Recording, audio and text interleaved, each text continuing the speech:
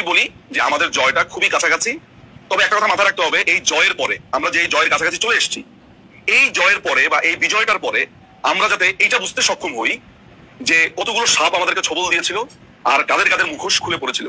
একই সাথে যাতে আমরা না ভুলে যাই তরুণ যারা ছাত্রলীগ, যে ছাত্রলীগকে সবচাইতে বেশি তীর গ্রহণ করেছে কারা? ছাত্রলীগ, এরপরে যুবলীগ, যাদেরকে সবচেয়ে বেশি তীর যাদের কাঁধে এসেছে ছাত্রলীগের উপরে। আজকেও যেমন বলা হয়েছিল সাদিক কায়েমের কথা।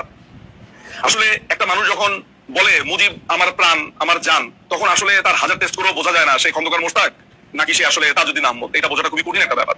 ফলে ভবিষ্যতেও হয়তো এরকম থাকবে। তো আমি একটা কথাই শুধু বলবো, বাংলাদেশ তৃণমূল প্রমাণ করে দিয়েছে, আওয়ামী লীগের তৃণমূল, যে তারাই হচ্ছে এই দলের আসলে মূল হৃৎপিণ্ড, যেটা ছাড়া শরীর চলতে পারে না।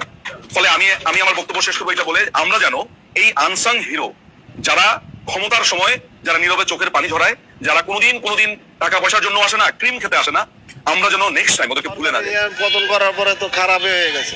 আগেই ভালো ছিলাম আমরা, তখন আমরা রোজগারাতে ভালো করতে পারতাম না, এখন ডাল ভাত খাইতে পারতাম। আমার সরকারে ভালো ছিল, মানে যে বেতন দিছে, বয়স্ক ভাতা দিছে, বিধবা ভাতা দিছে। এখন মনে হচ্ছে তো কোনো কিছুই নেই, মানুষজন চলতে পারতেছে না, মানুষের জীবনে নিরাপত্তা নেই।